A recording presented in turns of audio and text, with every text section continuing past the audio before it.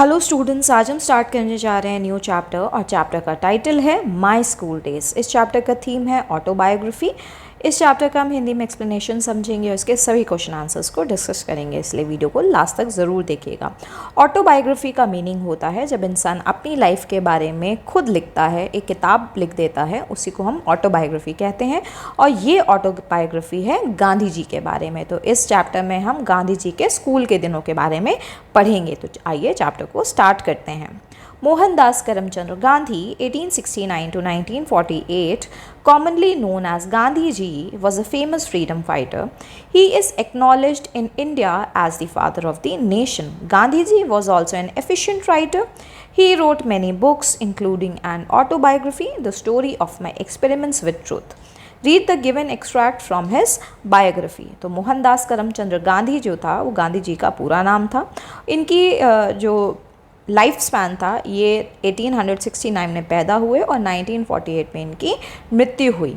तो गांधी जी जो थे वो बहुत फेमस फ्रीडम फाइटर थे और आप सभी ने गांधी जी को इंडियन करेंसी के सभी नोट्स में भी देखा होगा। इन्हें फादर ऑफ द नेशन की भी उपाधि मिली हुई है। ये एक एफिशिएंट राइटर थे, यानी एक अच्छे लेखक भी थे। इन्होंने काफ़ी किताबें भी लिखी। इसके अलावा इन्होंने अपनी खुद की भी ऑटोबायोग्राफी लिखी, यानी कि अपनी लाइफ की कहानी, जो भी उनकी लाइफ में हुआ वो सारी ही चीज़ें उन्होंने एक किताब में लिखी और इस किताब का टाइटल था the story of my experiments with truth. तो चलिए आइए अब हम इनकी लाइफ की जो ऑटोबायोग्राफी है उसका एक छोटा सा हिस्सा पढ़ते हैं और जानते हैं इनके बारे में। I must have been about 7 when my father left Porbandar for Rajkot. There I was put into a primary school and I can well recollect those days, including the names and the other particulars of the teachers who taught me. तो यहाँ पर गांधी जी बताते हैं कि मैं लगभग 7 साल का था जब मेरे पिताजी पोरबंदर से राजकोट के लिए रवाना हुए। यानी कि जब गांधी जी 7 साल के थे तो उनके फादर पूरी फैमिली को लेकर के पोरबंदर से राजकोट शिफ्ट हो गए। पोरबंदर और राजकोट ये दोनों ही जगह गुजरात के अंदर आती हैं। तो आप लोग भी कमेंट सेक्शन में जाकर के बताएंगे इन दोनों ही प्लेसेस के कोई मॉन्यूमेंट्स हो या फिर कोई स्पेशल जगह हो जो यहाँ की फेमस हो, आप लोग कमेंट में बिल्कुल बताएं।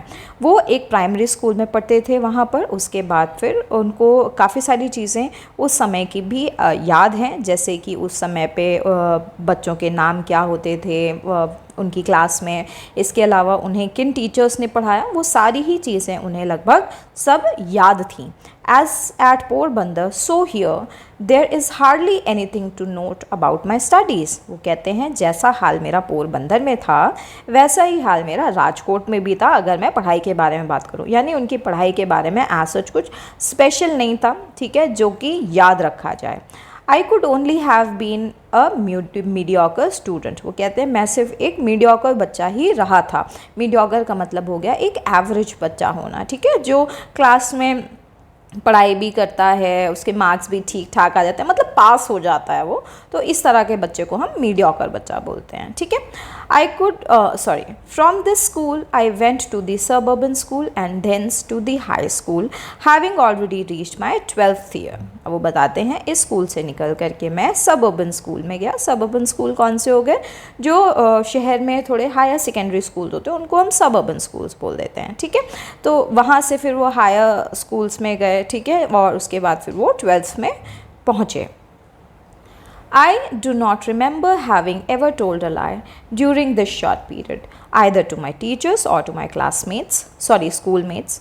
I used to be very shy and avoided all company. वो कहते हैं मुझे बिल्कुल भी याद नहीं है कि मैंने कभी किसी से झूठ बोला हो, चाहे मतलब वो उतने छोटे से पीरियड ऑफ टाइम में जब वो बहुत छोटे हुआ करते थे उस समय पर उनको बिल्कुल भी याद नहीं है कि वो कभी किसी से झूठ बोलते रहे हो, चाहे वो उनके टीचर्स से हो या फिर उनके स्कूलमेट से, यानी उनके साथियों से हो, ठीक है, उनके क्लासमेट्स हो गए, वो किसी से भी कभी भी झूठ नहीं बोलते होते थे। वो बताते हैं कि वो बहुत ज़्यादा शाय थे, यानी बहुत शर्मीले थे, और वो हर तरह की कंपनी को अवॉइड करते थे। कंपनी कैसा? कंपनी का मतलब हो गया दोस्ती यारी का जो ग्रुप होता है उसको हम कंपनी बोल देते हैं। जैसे कुछ क्रिकेट खेलने वाले बच्चों का ग्रुप हो गया तो उनकी एक कंपनी हो गई। फिर क्लास में भी कभी 3 बच्चों का ग्रुप है, कभी 5 बच्चों का ग्रुप है, तो किसी भी ग्रुप में इन्वॉल्व नहीं होते थे। वो अकेले ज़्यादातर रहते थे खुद के साथ, वो क्योंकि वो बहुत ज़्यादा शर्मीले थे और इसीलिए वो हर तरह के ग्रुप्स को अवॉइड किया करते थे।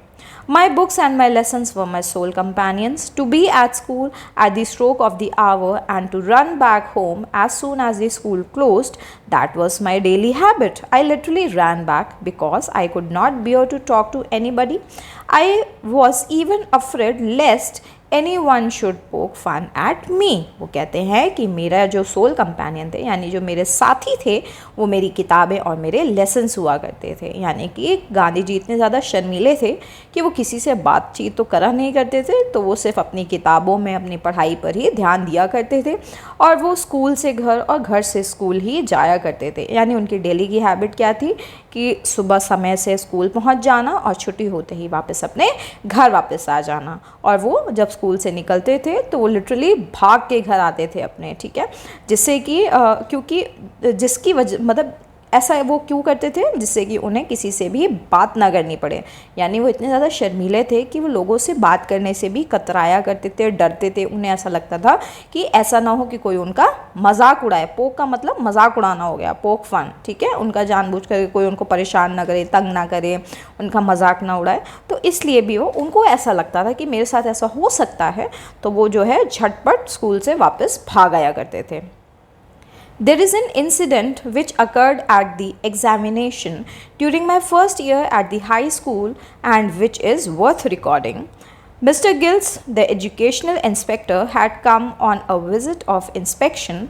He had set us 5 words to write as a spelling exercise. One of the words was kettle.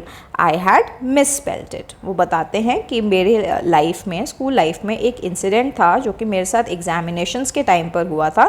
First year में हुआ था जब मैं हाई स्कूल में था, ठीक है। और बताते हैं कि ये जो इंसिडेंट मेरे साथ हुआ, ये मेरे को अपनी किताब में लिखना बनता है, क्योंकि वो ऐसा इंसिडेंट था जो मेरे को बहुत ज़्यादा याद रहा। तो बताते हैं कि उनके स्कूल में मिस्टर गिल्स जो थे, जो कि एजुकेशनल इंस्पेक्टर थे, एक बार उन्होंने विज़िट किया स्कूल में इंस्पेक्शन करने के लिए कि पढ़ाई ठीक से हो रही है या नहीं हो रही है, क्या चल रहा है क्लास में।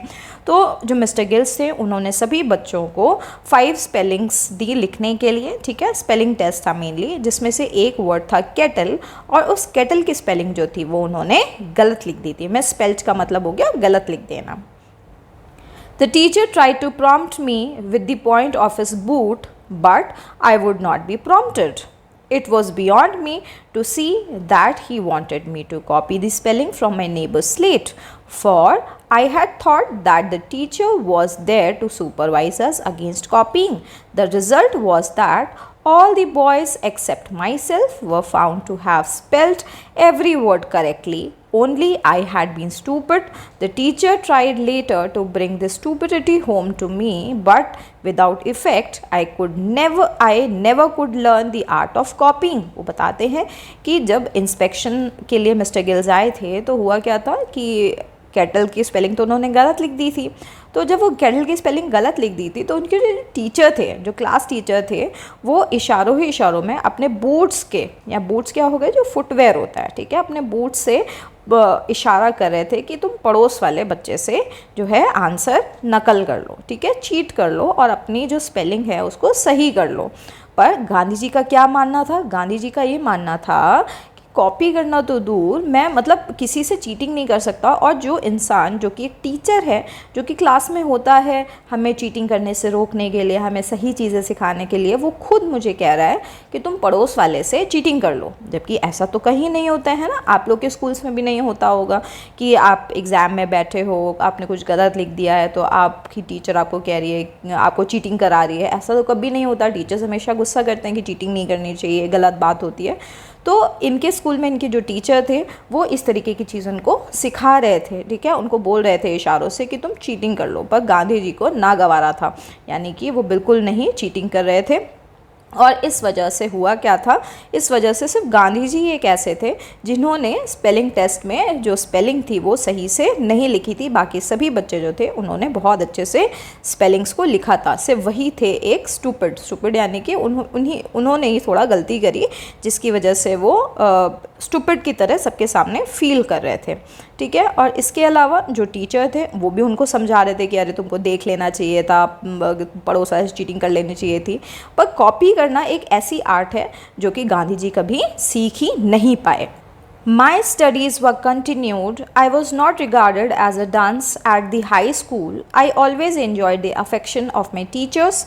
Certificates of progress and character used to be sent to the parents every year. I never had a bad certificate. In fact, I even won prizes after I passed out of the second standard. In the 5th and 6th, I obtained scholarships of rupees 4 and 10 respectively. वो बताते हैं कि इसी तरीके से उनकी जो पढ़ाई थी वो आगे चलती रही। वो अपनी क्लास में डंस यानी कि कुंद, बेवकूफ़ नहीं कंसीडर किए जाते थे, हालांकि वो नहीं कंसीडर किए जाते थे, जबकि वो तो पढ़ाई में बहुत ही अच्छे थे, उनको पढ़ाई करना अच्छा लगता था। अक्सर बच्चों को जो सर्टिफिकेट्स ऑफ प्रोग्रेस होते थे, उनके कैरेक्टर सर्टिफिकेट्स होते थे, वो अक्सर साल के अंत में उनके पेरेंट्स तक पहुंचाए जाते थे। और गांधी जी को कभी भी कोई बैड सर्टिफिकेट मिला नहीं था, यानी वो अपना ध्यान रखते थे, पढ़ाई का ध्यान रखते थे, अपने कैरेक्टर के ऊपर ध्यान रखते थे कि मैं कोई गलत चीज़ ना करूँ, गलत बात ना बोलूँ किसी को। तो इस तरीके की सारी चीज़ें वो ध्यान रखते थे और इसी तरीके से उनकी जो पढ़ाई थी आगे चल रही थी। और एक बार तो क्या हुआ था, जब वो सेकंड स्टैंडर्ड पास कर चुके थे, पास करने के बाद उन्हें प्राइज़ मिला था। ठीक है, और जब वो 5th और 6th स्टैंडर्ड में थे तब भी उन्हें 2 साल स्कॉलरशिप मिली थी, 4 रुपये की और 10 रुपये की। यानी जब वो 5th स्टैंडर्ड में थे तब उन्हें 4 रुपीज़ की स्कॉलरशिप मिली थी, जब वो 6th स्टैंडर्ड में थे तो उन्हें 10 रुपीज़ की स्कॉलरशिप मिली थी। देखिए, स्कॉलरशिप होती है कैश प्राइज़ जो कि आप अपनी पढ़ाई में इस्तेमाल कर सकते हो, जो कि स्कूल के द्वारा आपको प्राइज़ एज अ प्राइज़ आपको मिलता है। ठीक है, तो आप लोग सोच रहे होंगे कि अरे सिर्फ 4 रुपये या 10 रुपये मिले हैं। तो उस ज़माने में जब गांधी जी छोटे थे और वो 1800s की बात है ये, ठीक है, उस ज़माने में 4 रुपये होना और 10 रुपये होना बहुत बड़ी बात हुआ करती थी। यानी इतने में तो पता नहीं कितना सामान आप खरीद सकते थे। ठीक है, तो उस ज़माने का 4 रुपये और आज का जो 4000 है वो शायद बराबर वैल्यू रखता होगा। ठीक है, My own recollection is that I had not any high regard for my ability. I used to be astonished whenever I won prizes and scholarships, but I very jealously guarded my character. The least little blemish drew tears from my eyes. When I merited or seemed to the teacher to merit a rebuke, it was unbearable for me. I remember having once received corporal punishment. I did not so much mind the punishment as the fact that it was considered my desert. I wept piteously. That was when I was in the 1st or 2nd standard. वो बताते हैं कि मैं अपना recollection यानी अपना अगर मैं याद रखूँ, कोई चीज़ याद करूँ, तो उन्हें वो बताते हैं कि उनको ज़्यादा कोई हाई रिगार्ड्स नहीं थे। उनकी अपनी जो एबिलिटीज़ थी, जो उनकी जो क्षमताएँ थी, ठीक है, वो ज़्यादा हाई रिगार्ड नहीं करते थे उनको। और वो अक्सर ऐसा सोचते थे, अक्सर ऐसा एस्टॉनिश हो जाते थे, मतलब अक्सर शॉक हो जाया करते थे जब उन्हें प्राइजेस मिलते थे या स्कॉलरशिप्स मिलती थी। यानी कि जब वो पढ़ाई करते थे, ठीक है, तो पढ़ाई करने के बाद जब उन्हें प्राइजेस मिलते थे, स्कॉलरशिप्स मिलती थी, तो वो शॉक हो जाया करते थे। उनको लगता था कि शायद मैं पढ़ाई में इतना अच्छा हूँ नहीं, पर फिर भी उन्हें प्राइजेस और स्कॉलरशिप्स मिला करती थी।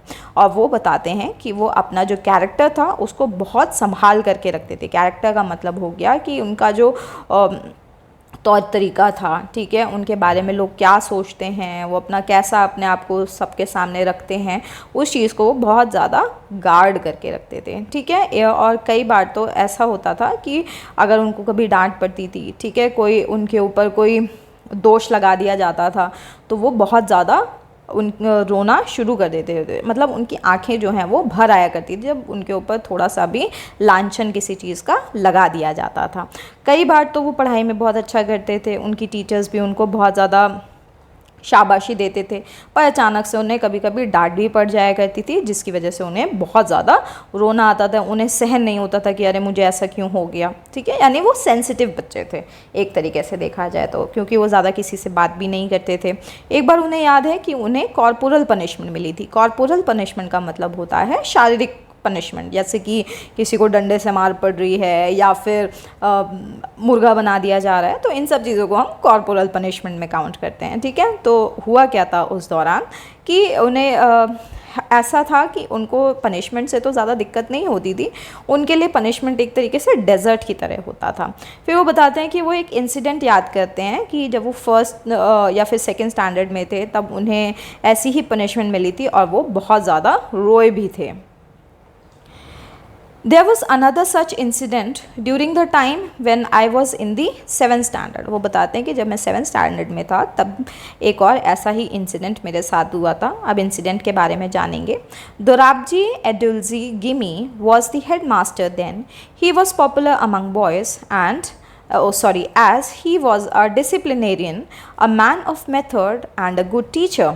He had made gymnastics and cricket compulsory for boys of the upper standards। I disliked both। I never took part in any exercise, cricket or football, before they were made compulsory। वो बताते हैं कि उनके school के जो head master थे, उनका नाम दोराबजी एडुल्जी गिमी था। वो लड़कों में बहुत ज़्यादा फेमस थे, वो बहुत ज़्यादा डिसिप्लिन वाले पर्सन थे, यानी डिसिप्लिन मेंटेन कराते थे। उनका जो मेथड होते थे वो बहुत ज़्यादा अच्छे माने जाते थे और बहुत अच्छे टीचर थे, यानी उनका जो मेथड ऑफ कंडक्टिंग, ठीक है, जो तौर तरीके वो बच्चों को सिखाते थे वो बहुत अच्छे माने जाते थे। वो बहुत अच्छे टीचर थे, ठीक है। उन्होंने सभी लड़कों के लिए जो हायर स्टैंडर्ड्स यानी कि बड़ी क्लास के जो लड़के होते थे उनके लिए जिम्नास्टिक्स और क्रिकेट को कंपलसरी कर रखा था। पर गांधी जी कहते हैं कि मुझे तो दोनों ही स्पोर्ट्स बिल्कुल भी नहीं पसंद थे। वो कहते हैं कि मैं कभी भी I never took part in any exercise, cricket or football before they were made compulsory। वो कहते हैं कि मैंने कभी भी ना तो क्रिकेट में ना ही फुटबॉल में या किसी भी तरह की एक्सरसाइज में पार्टिसिपेट किया था, क्यों जबकि मैं शुरू से ही इन जो स्पोर्ट्स थे इनको नहीं पसंद करता था। इससे पहले जब ये जो स्पोर्ट्स जब कंपलसरी किए गए थे उससे भी पहले से मुझे ये स्पोर्ट्स नहीं पसंद थे। माई shyness was one of the reasons for this aloofness, which I now see was wrong। I then had the false notion that gymnastics had nothing to do with education। Today I know that physical training should have as much place in the curriculum as mental training। वो बताते हैं कि जो उनकी shyness थी ये एक बहुत बड़ा रीज़न था उनका किसी भी तरह के स्पोर्ट्स से अलूफ़ रहने का। अलूफ़ का मतलब होता है किसी चीज़ को पसंद ना करना, उस चीज़ से दूर रहना, अलग रहना, अलगाव, ठीक है, उसको हम अलूफनेस कहते हैं। तो बताते हैं कि उनकी जो शाइनेस थी बहुत बड़ा कारण थी किसी भी चीज़ से दूर रहने का, ठीक है, जो कि आज अगर मैं देखूं तो ये चीज़ बहुत ज़्यादा गलत है। और उनके दिमाग में एक फॉल्स नोशन यानी कि एक गलत ये भी वो दिमाग में बैठा हुआ था कि जिम्नास्टिक्स का पढ़ाई लिखाई से कोई लेना देना नहीं है। पर अगर मैं आज की बात करूं तो फिज़िकल ट्रेनिंग जो है वो उतनी ही ज़रूरी है जितनी कि मेंटल ट्रेनिंग, यानी कि पढ़ाई के साथ साथ जो हम लोग स्कूल में स्पोर्ट्स खेलते हैं, ठीक है, कोई भी एक्टिविटी स्कूल में हो रही होती है एक्स्ट्रा अपार्ट फ्रॉम स्टडीज़, वो सारी की सारी स्टडीज़ जो हैं वो बहुत ज़्यादा इम्पॉर्टेंट होती हैं। I may mention, however, that I was none the worse for abstaining from exercise। That was because I had read in books about the benefits of long walks in the open air, and having liked the advice, I had formed a habit of taking walks, which has still remained with me। These walks gave me fairly hardly constitution। वो कहते हैं कि अगर मैं mention करूँ तो मैं exercise से इतना भी दूर नहीं रहता था, क्योंकि मैंने ऐसा इसलिए था क्योंकि मैंने कहीं पर किताबों में पढ़ा था कि लॉन्ग वॉक्स जो हैं जो कि खुली हवा में यानी फ्रेश एयर में जो लंबी लंबी जो हम वॉक्स करते हैं उसके भी बहुत ज़्यादा बेनिफिट होते हैं। और ये जो एडवाइस थी ये मुझे बहुत अच्छी लगी और मैंने इसको अडॉप्ट भी किया और ये एक तरीके से मेरी लाइफ में हैबिट की तरह हो गया। यानी उन्होंने आदत डाली लॉन्ग वॉक्स पर जाने की। और वो जब ऑटोबायोग्राफी लिख रहे थे तो वो लिखते हैं कि मैं आज भी भी उतना ही वॉक करता हूँ और उस वॉकिंग की वजह से ही मेरी जो बॉडी है, मेरी जो काठी है वो बहुत अच्छे से मेंटेन्ड है। The reason of my dislike for gymnastics was my keen desire to serve as nurse to my father. As soon as the school closed, I would hurry home and being serving him. Compulsory exercise came directly in the way of this service. I requested Mr. Gimme to exempt me from gymnastics so that I might be free to serve my father. But he would not listen to me. वो कहते हैं मेरा एक जो reason था gymnastics को पसंद ना करना वो इसलिए भी था क्योंकि मैं अपने फादर की सेवा करना चाहता था। यहाँ पे नर्स क्या करती है? नर्स करती है सेवा, है ना। हॉस्पिटल्स में नर्स होती हैं जो पेशेंट्स की सेवा करती हैं। तो गांधी जी कहते हैं कि मेरे को अपने फादर की सेवा करना, ये सारी चीज़ें करना अच्छा लगता था और मैं उन्हीं के लिए सारी चीज़ें करना चाहता था, इसलिए भी मुझे जिमनास्टिक्स जो था वो बिल्कुल भी पसंद नहीं था। और वो बताते हैं कि जैसे ही स्कूल बंद होता वो तुरंत अपने घर के लिए भाग जाते, ठीक है, और अपने पिताजी की हेल्प करना, उनकी देखभाल करने में लग जाया करते थे। और कंपलसरी एक्सरसाइजेज जो थी वो बिल्कुल इनके आड़े आ रही थी, यानी इनके रास्ते में आ रही थी। वो कंपलसरी एक्सरसाइजेज तो कंपलसरी होती हैं, नहीं ज़रूरी होती हैं वो करना, पर वो तो करना ही नहीं चाहते थे। एक बार तो उन्होंने मिस्टर गिमी से रिक्वेस्ट भी करी थी कि प्लीज़ मुझे जिमनास्टिक्स से एग्जेम्प्ट कर दिया जाए, यानी फ्री कर दिया जाए, मैं नहीं करना चाहता हूँ, जिससे कि मैं अपने फादर की सेवा भरपूर कर सकूँ। पर मिस्टर गिमी ने मेरी बात ही नहीं मानी। Now it is so happened that on Saturday when we had school in the morning, I had to go from home to the school for gymnastics at 4 o'clock in the afternoon. I had no watch and the clouds deceived me. Before I reached the school, the boys had all left. The next day, Mr. Gimme, examining the roll, found found me marked absent. Being asked the reason for absence, I told him what had happened. He refused to believe me and ordered me to pay a fine of 1 or 2 Anas. वो कहते हैं कि एक बार ऐसे ही एक शनिवार का दिन था और मुझे सुबह स्कूल जाना था, ठीक है। उनको स्कूल जाने का जो समय था वो शाम के 4 बजे था, आफ्टरनून के बाद, ठीक है, जिमनास्टिक्स के लिए जाना था। बताते हैं उनके पास घड़ी नहीं थी और जो बादल थे उन्होंने डिसीव कर दिया था उन्हें। डिसीव का मतलब कि भ्रमित कर दिया था उन्हें। तो वो कहते हैं कि मैं इससे पहले कि मैं स्कूल पहुंच पाता वहाँ से सारे लड़के जा चुके थे। और अगले दिन जब मिस्टर गिमी ने जो रोल कॉल थी यानी जो अटेंडेंस शीट थी वो जब चेक करी तो उसमें मुझे एब्सेंट पाया। फिर जब मैंने उन्हें रीज़न बताया कि मैं क्यों एब्सेंट था, जब उन्होंने मेरे से पूछा कि तुम क्यों एब्सेंट थे, तो मैंने उन्हें सारी बात बताई कि मेरे साथ क्या क्या हुआ था, पर उन्होंने मेरा विश्वास ही नहीं किया और मुझे 1 या 2 आने का उन्होंने फ़ाइन भी लगाया था। I was convinced of flying, that deeply pained me. How was I to prove my innocence? There was no way. I cried in deep anguish. I saw that a man of truth must also be a man of care. This was the first and the last instance of my carelessness in school. I have a faint recollection that I finally succeeded in getting the fine remitted. The exemption from exercise was of course obtained, as my father wrote himself to the headmaster saying that he wanted me at home after school. वो कहते हैं कि अब जो है mister gimme के सामने उन्हें झूठा साबित कर दिया गया था, यानी मिस्टर गिमी जो थे वो उनकी बात मानने को तैयार ही नहीं थे कि वो स्कूल आए थे। क्यों? ऐसा इसलिए हुआ था क्योंकि वो कभी भी स्पोर्ट्स एक्टिविटी में पार्टिसिपेट नहीं करना चाहते थे। अब वो गए भी तो भी उन्होंने नहीं माना, उन्हें लगा कि हाँ ये तो कभी नहीं आता है, ये तो आना ही नहीं चाहता है स्कूल, है ना, जिमनास्टिक्स ही नहीं करना चाहता है, तो उसको जो है झूठा मान लिया गया था। और ये जो उनके ऊपर जो लांछन लगा था झूठ बोलने का, उनको बहुत दर्द हुआ था और वो अपना जो इनोसेंस था यानी जो अपने आप को सच्चा साबित नहीं कर पा रहे थे और कोई तरीका भी नहीं था।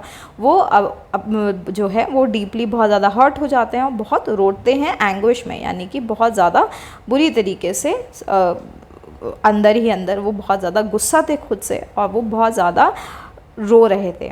और वो देखते हैं, वो कहते हैं कि एक आदमी, एक मेरे जैसा इंसान जो कि सच्चा है, सच बोलता है, उसे बहुत केयरफुल रहना चाहिए। और वो इस तरीके से सीख लेते हैं कि ये पहला और आखिरी इंस्टेंस रहे, यानी कि पहला और आखिरी एग्जाम्पल रहे उनके स्कूल टाइम में, कि वो इसके आगे जो है केयरलेसनेस अपनी ना शो करें, ठीक है।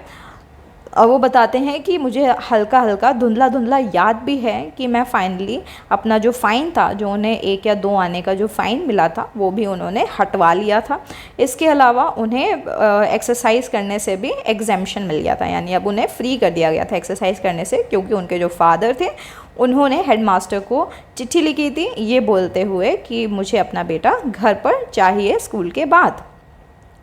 But though I was none the worse for having neglected exercise, I am still paying the penalty of another neglect.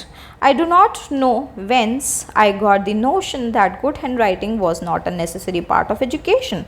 I was ashamed of myself and repented of my neglect. I saw that bad handwriting should be regarded as a sign of an imperfect education. I tried later to improve mine, but it was too late.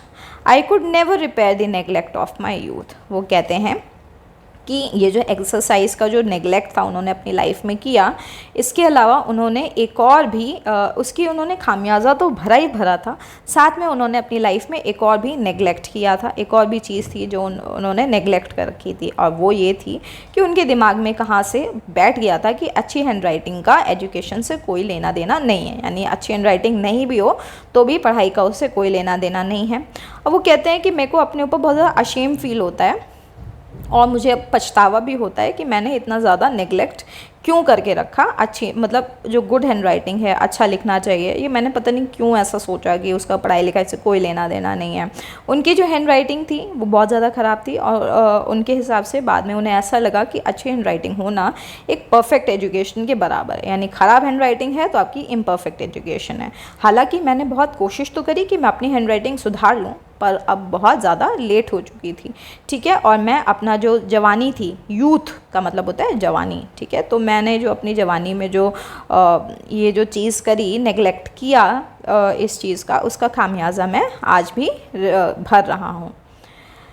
Let every young man and women be warned by my example and understand that good handwriting is a necessary part of education.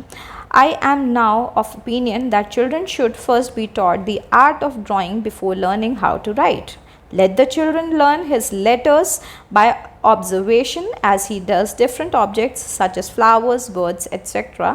And let him learn handwriting only after he has learned to draw objects.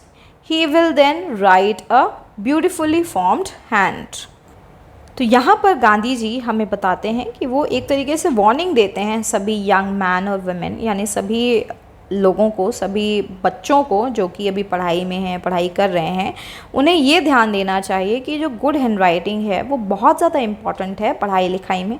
यानी आपकी hand writing जो है अच्छी होनी चाहिए जब आप अपनी पढ़ाई लिखाई कर रहे हैं। और उनके हिसाब से जो भी बच्चे हैं उन्हें सबसे पहले ड्राइंग करना सीखना चाहिए राइटिंग करने से पहले। यानी बच्चों को जब हम ABCD सिखा रहे होते हैं उससे पहले हमें बच्चों को ड्रॉ कराना सिखाना चाहिए, ठीक है। तो जब हम किसी भी चीज़ को ऑब्ज़र्व करेंगे, जैसे फ्लावर्स हो गए, बर्ड्स हो गए, कोई भी ऑब्जेक्ट को जब हम देखेंगे और उसे ड्रॉ करेंगे, तो उस ड्राइंग करने के बाद जब हम अपनी हैंड राइटिंग को लिखेंगे, जब हम ABCD लिखना शुरू करेंगे तो वो खूबसूरत लेटर्स में फॉर्म होगा, ठीक है। जैसे हम कोई भी जब ऑब्जेक्ट को ड्रॉ कर रहे होते हैं तो उसमें कर्व्स होते हैं, सर्कल्स होते हैं, लाइंस होती हैं, एंगल्स होते हैं ना, कितनी सारी चीज़ें होती हैं।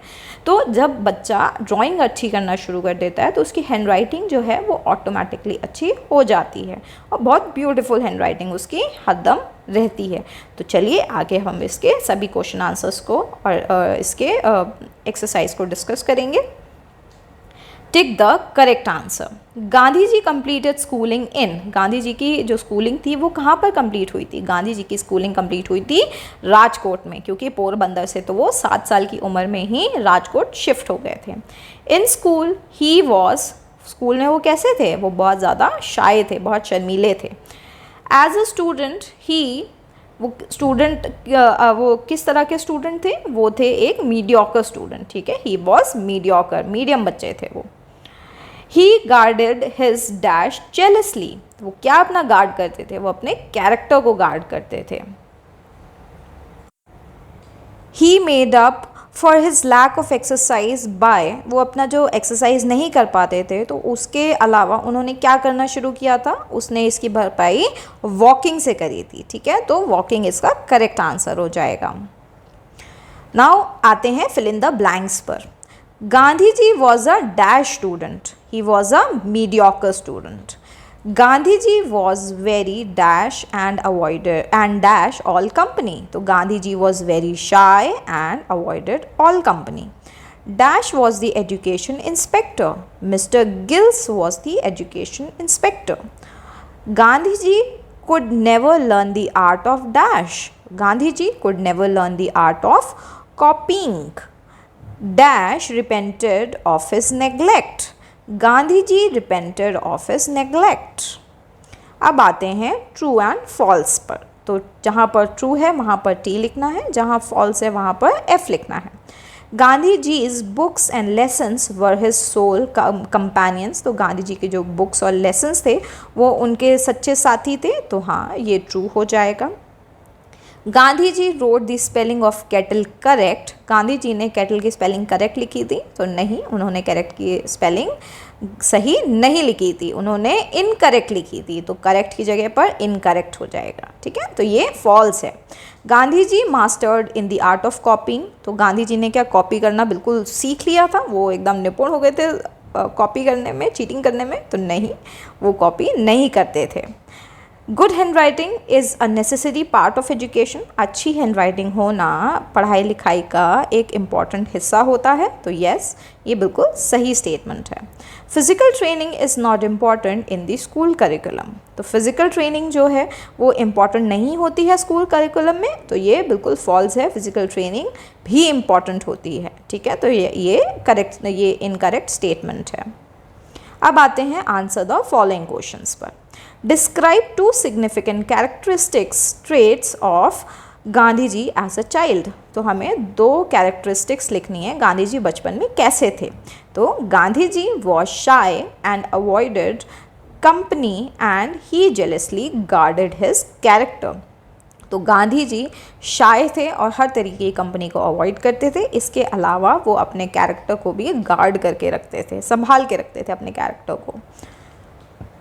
What happened when Mr. Gills came on inspection, क्या हुआ जब मिस्टर गिल्स इंस्पेक्शन करने आए।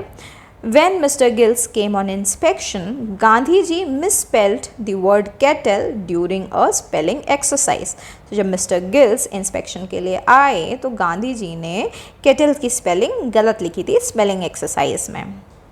Which characteristic trait of Gandhi ji does the episode of Mr. Gill highlight, तो गांधी जी का कौन सा कैरेक्टरिस्टिक ट्रेट है वो हमें दर्शाता है मिस्टर गिल्स वाले इंसिडेंट पर। The episode of Mr Giles highlights Gandhi ji's honesty and refusal to copy even when prompted by the teacher, तो गांधी जी का कौन सा कैरेक्टर, उनका ऑनेस्टी और कॉपी करने का जो कैरेक्टरिस्टिक है वो दिखाई देता है, इवन दो जब उनके टीचर ने उनको बोला भी था कॉपी करने के लिए तो भी उन्होंने नहीं किया था, ये इनका मेन कैरेक्टरिस्टिक इसमें शो होता है। Why did Gandhi ji avoid physical training, तो गांधी जी क्यों फिजिकल ट्रेनिंग नहीं करना चाहते थे। Gandhi ji avoided physical training because he wanted to serve as a nurse to his father after school and also he was shy and avoided company, तो गांधी जी physical training इसलिए avoid करते थे क्योंकि उन्हें अपने पिताजी का ध्यान रखना था स्कूल के बाद, और इसके अलावा वो शाय भी थे और किसी से बात भी नहीं करना चाहते थे, इसलिए भी वो फिज़िकल ट्रेनिंग को अवॉइड किया करते थे। According to Gandhi ji how is good hand writing related to education, तो गांधी जी के हिसाब से अच्छी हैंड राइटिंग कैसे रिलेटेड है एजुकेशन से। According to Gandhi ji good hand writing is a necessary part of education because it reflects an aspect of one's education and personality, तो अच्छी हैंड राइटिंग होना किसी भी एजुकेशन में बहुत इम्पॉर्टेंट है क्योंकि इससे एक इंसान का जो एस्पेक्ट है वो रिफ्लेक्ट होता है, उसने किस तरह की पढ़ाई करी है, उसकी किस तरह की पर्सनालिटी है, ये सब कुछ रिफ्लेक्ट होता है उसकी हैंड राइटिंग से। Do you think Gandhiji's school days are the model of an ideal childhood? Give reason for your answer. तो आपको क्या लगता है कि गांधी जी का जो स्कूल डेज थे वो एक बच्चे के लिए आइडल चाइल्डहुड होना चाहिए, मतलब वो उनका आइडल चाइल्डहुड था? आपको इसमें रीज़न देना है। Gandhi ji school days reflect certain admirable qualities like honesty and dedication to family, but they may not be the model of an ideal childhood for everyone due to his shyness and lack of social interaction. तो गांधी जी के जो school days थे वो हालांकि काफ़ी admirable उनकी qualities तो थी, जैसे वो ऑनेस्ट थे, अपनी फैमिली के लिए डेडिकेटेड थे, पर एक आइडियल चाइल्डहुड के लिए यानी एक जो अच्छा बच्चों का जो जीवन होता है उसके हिसाब से अगर देखा जाए तो वो बहुत ज़्यादा शाय भी थे और लोगों से बात नहीं करना चाहते थे, जो कि एक अच्छी हैबिट नहीं होती है। अब आते हैं नेक्स्ट पार्ट पर। Which aspect of Gandhi ji's personality did he guard fearlessly? Quote an incident from the text in support of your answer. तो कौन सी गांधी जी की जो पर्सनालिटी थी वो उसको गार्ड करते थे, एक इंसिडेंट हमें आंसर में लिखना है। Gandhi ji guarded his character fiercely. An incident from the text that supports this is when he cried in anguish after being accused of lying about missing gymnastics class. तो गांधी जी अपने कैरेक्टर को गार्ड करते थे। एक जो इंसिडेंट है वो हमें यहाँ से दिखता है जब वो जिम्नास्टिक्स क्लास मिस कर देते हैं और उनके ऊपर आरोप आता है कि वो झूठ बोल रहे हैं, ठीक है, और वो फिर इस बात पर वो बहुत रोते भी हैं। तो ये एक इंसिडेंट है जो उनका कैरेक्टर शो करता है कि वो किस तरीके से खुद को गार्ड करके रखते थे। अब आते हैं match the phrasal verbs with fall and pull with their meanings and make sentences with each phrasal verb. अब इधर फ्रेजल वर्ब्स हैं, इधर मीनिंग्स लिखे हुए हैं, हमें मैच करना है। मैच करने के अलावा इनकी स्टेटमेंट्स, इनके सेंटेंसेस भी बनाने हैं, ठीक है, इनके ऊपर बेस्ड यानी फ्रेजल वर्ब्स के ऊपर बेस्ड हमें सेंटेंसेस फॉर्म करने हैं। तो फॉल बैक का मतलब होता है रिट्रीट। फिर आते हैं पुल डाउन का हो जाएगा ई यानी डिमोलिश और डिस्ट्रॉय। पुल अपार्ट का हो जाएगा जी to break down into small pieces. Fall through का हो जाएगा फेल। पुल ऑफ का हो जाएगा manage to do something difficult. Fall out का हो जाएगा have an argument and no longer be on friendly terms. Pull out का ऑप्शन बी यानी कि बस और ट्रेन लीविंग स्टेशन या फिर विदड्रॉ, इसको हम पुल आउट बोलेंगे। तो अब इन्हीं सब वर्ब्स को, फ्रेजल वर्ब्स को हम स्टेटमेंट्स में यानी सेंटेंसेस में इस्तेमाल करेंगे। तो चलिए सेंटेंसेस लिख लेते हैं। फर्स्ट यानी फॉल बैक का हम देखेंगे the army had to fall back after facing heavy enemy fire. तो हमने फॉल बैक का इस तरह से इस्तेमाल किया। They decided to pull down the old building and construct a new one in its place. Pull down यानी किसी चीज़ को गिराना और उसके बाद फिर वहाँ पर नई चीज़ खड़ी करना, ठीक है। पुल डाउन का मतलब मेनली गिराना। तो यहाँ पर उन्होंने डिसाइड किया कि वो वहाँ पर जो बिल्डिंग है उसको गिराएंगे और वहाँ पर नई बिल्डिंग बनाएंगे। अब है पुल्ड अपार्ट का मतलब दो हिस्सों में बांट देना।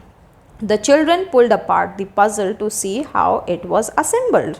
तो बच्चों ने जो पजल थी उसको अलग अलग कर दिया जिससे कि वो देख पाएँ कि किस तरीके से उसको इकट्ठा जोड़ के बनाया गया था। Their plans अब है fell through.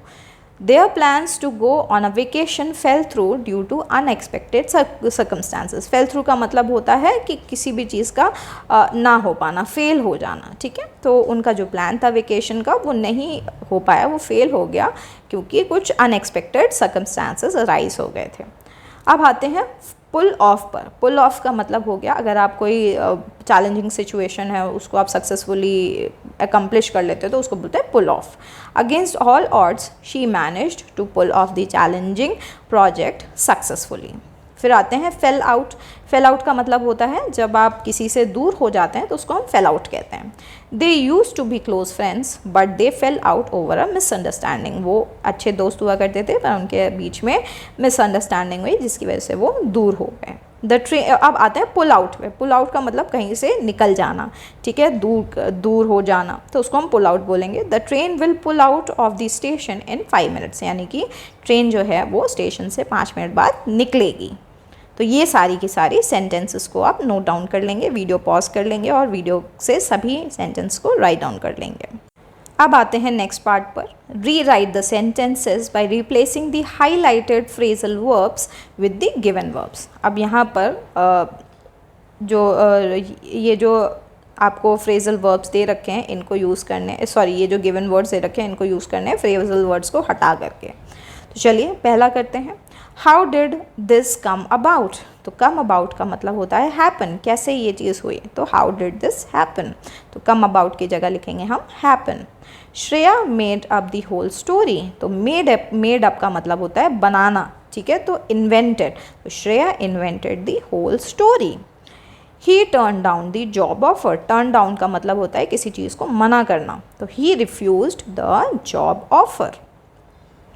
आई gave up playing cricket years ago. Gave up का मतलब होता है कि किसी चीज़ से हार मान लेना, रुक जाना, तो I stopped playing cricket years ago. I am trying to work out the sum. तो यहाँ पर वर्क आउट का मतलब हो जाएगा किसी चीज़ को सॉल्व करना, तो I am trying to solve the sum. Turn down the volume please. तो यहाँ पर टर्न डाउन का मतलब होता है किसी चीज़ को कम करना या फिर बंद करना, तो lower the volume please. Hold on a minute I will come with you. Hold on का मतलब होता है इंतज़ार करना, यानी wait a minute I will come with you. अब आते हैं नेक्स्ट पार्ट पर। Tick the correct question tag for each statement. अब यहाँ पर ये कुछ स्टेटमेंट लिखी हुई है, इसके आगे क्वेश्चन टैग दिया हुआ है, हमें इन क्वेश्चन टैग से देख करके सही क्वेश्चन टैग को मार्क करना है। तो इसकी एक सिंपल सी टेक्निक होती है, अगर सेंटेंस में अगर नेगेटिव है यानी नॉट आ रहा है तो यहाँ पर नॉट वाला सेंटेंस को नहीं टिक करेंगे, यानी यहाँ पे हैज़न्ट शी को टिक नहीं करेंगे, हैज़ शी को टिक करेंगे। अगर हमारे पास यहाँ पर कोई भी नेगेटिव टैग नहीं आ रहा है तो यहाँ पर हम नेगेटिव वाले पार्ट को टिक करेंगे। यही इसकी सिंपल ट्रिक है, ठीक है। तो इसको हम ज़रा मार्क करेंगे और देखेंगे कैसे। शी हैज़न्ट आ रहा है तो हैज़न्ट में हम कौन सा यूज़ करेंगे, हैज़ शी को यूज़ करेंगे, तो हमने यहाँ पर हैज़ शी लिख दिया है। इसका कलर चेंज कर लेते हैं, कलर कर लेते हैं ब्लू, ठीक है। तो ओहो, अब आते हैं they will surely be grounded, ठीक है, उन्हें पक्का पनिशमेंट मिलेगी, ठीक है। तो यहाँ पर मिलेगी यानी पॉजिटिव चीज़ हो रही है, तो यहाँ पर विल दे वोंट दे, यहाँ पर नॉट का तो कहीं पर जिक्र ही नहीं है, तो यानी कि इसका करेक्ट स्टेटमेंट नॉट वोंट दे हो जाएगा, ठीक है। अब यू वोंट फाइट, यहाँ पे यानी वोंट आ गया तो क्वेश्चन टैग में वोंट नहीं आएगा, यहाँ पर आएगा विल यू, ठीक है। तो हम आंसर में लिख देंगे will you. Anybody could do that, couldn't he, couldn't they, तो एनीबडी कुड डू दैट यानी कोई भी इस काम को कर सकता है। तो अब यहाँ पर तो पॉजिटिव बात बोली जा रही है, तो कोई भी कर सकता है, तो ही की जगह हम दे का यूज़ करते हैं। कोई भी यानी कोई भी, एक पर्टिकुलर इंसान नहीं, कोई भी, तो यहाँ पर कुडंट दे हो जाएगा और हम कुडंट दे को लिख देंगे। चलिए इसको इरेज कर देते हैं और नेक्स्ट स्लाइड पर आगे चलते हैं। Sorry, let's inform the group leader. तो ग्रुप लीडर को इन्फॉर्म कर देते हैं, तो शुडंट वी, शैल वी, तो यहाँ पर शैल वी, ओ ये शुडंट वी करते हैं, ठीक है। इसको शैल वी नहीं होगा, ये गलत हो गया। यहाँ पर आएगा शुडंट वी, इसको टिक नहीं करेंगे, ये रॉन्ग है, यहाँ पर आएगा shouldn't we. All my answers are correct, मेरे सारे आंसर्स करेक्ट हैं, तो यहाँ पर जब करेक्ट हैं, सारे आंसर्स करेक्ट हैं, तो काफ़ी सारे हैं तो आर होगा, ठीक है। Aren't they, isn't they, is होता है एक चीज़ के लिए, आर होता है काफ़ी सारी चीज़ों के लिए, तो ये आंसर्स है यहाँ पर, क्योंकि यहाँ पर एस आ रहा है तो आर आ जाएगा, ठीक है। She is never been to a hill station, वो कभी हिल स्टेशन नहीं गए, तो देखो नॉट का नेवर भी आ रहा है यहाँ पर, कभी नहीं गई है ना, तो यहाँ पर हम कर देंगे इसको हैज़ शी, ठीक है। हैज़न्ट शी नहीं होगा क्योंकि यहाँ पे नेवर आ गया, नेवर, नॉट, है ना, ये चीज़ आ जाती है, तो हम हमेशा यहाँ पर पॉजिटिव वाली चीज़ को टिक करते हैं। एवरीबडी एन्जॉयड द ट्रिप, ठीक है, तो यहाँ पर didn't you, didn't they, everybody यानी हर कोई, और यू का मतलब तो सिर्फ सामने वाला इंसान होता है, दे का मतलब बहुत सारे लोग होते हैं ना, तो डिंट दे हो जाएगा क्योंकि दोनों में डिंट है, यू और दे का कन्फ्यूजन है, तो दे होगा क्योंकि एवरीबडी आ रहा है यहाँ पर। ओके, तो आप लोग इसको टिक कर लेंगे, इसको इरेज कर देते हैं और अब हम नेक्स्ट स्लाइड पर चलते हैं। नेक्स्ट स्लाइड में हम देखते हैं this table does look very old. अब ये जो टेबल है ये ओल्ड लुक कर रही है, तो डज इट आ जाएगा। You should stop trying, shouldn't you, तो यहाँ पर शुडंट यू आ जाएगा। ठीक है, she is American, isn't she. ठीक है, तो ओ यहाँ पर ऐसे स्लैश लगा दीजिएगा, यहाँ लिखना भूल गए। We were not at home, were we. ठीक है, फिर उसके बाद टॉम वॉज वॉचिंग टीवी, तो wasn't he, wasn't he, the नहीं, वॉजंट ही। अब चलते हैं नेक्स्ट पार्ट पर, इसको भी हम इरेज कर देते हैं।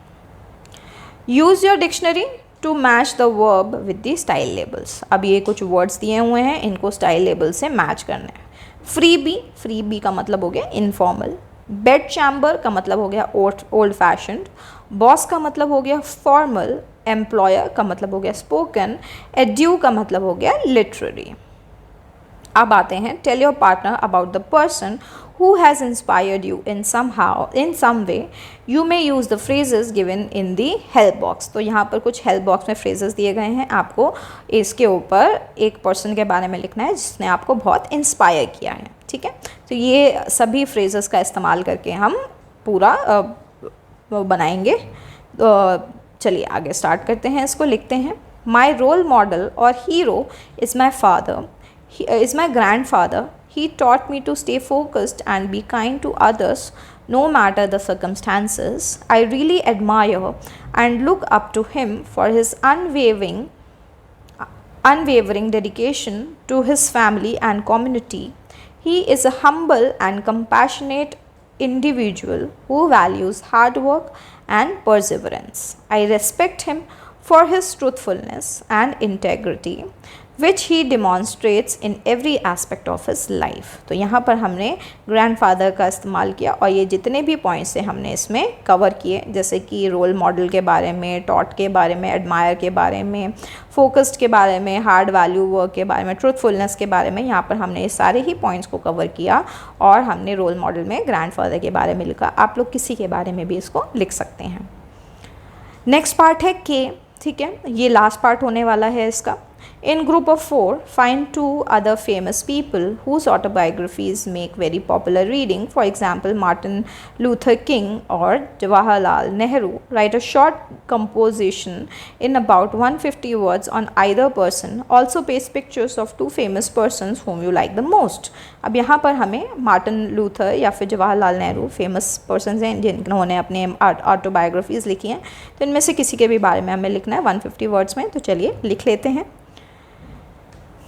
Martin Luther King Jr.'s autobiography, Stride Towards Freedom, remains a profound account of the civil rights movement in the United States. Born on January 15, 1929 in Atlanta, Georgia, King emerged as a central figure in the fight against racial discrimination and segregation. In his autobiography, King narrates his experiences, struggles, and triumphs in the quest for equality and justice. He vividly portrays the challenges faced by African Americans and the non-violent resistance strategies employed to combat justice. For the Montgomery bus boycott to the March on Washington, King's leadership and eloquence inspired millions across the globe. आप लोग चाहें तो इसे pause करके भी लिख सकते हैं। अब हम चलते हैं नेक्स्ट पेज पर। Beyond his activism, King delves into his personal journey, reflecting on the values instilled by his family, the influence of Mahatma Gandhi's philosophy of non-violence, and the sacrifices made in the pursuit of justice. Stride Towards Freedom not only chronicles King's extraordinary life but also serves as a testament to the power of courage, resilience, and determination in the face of adversity. Through his autobiography, King continues to inspire generations to strive for a more just and equitable society. So students, इस page को भी आप pause करके लिख लेंगे। तो students, अगर आपको वीडियो पसंद आई हो तो वीडियो को लाइक करें, चैनल को सब्सक्राइब करें, अपने सभी फ्रेंड्स तक इस वीडियो को ज़रूर शेयर करें। Thank you.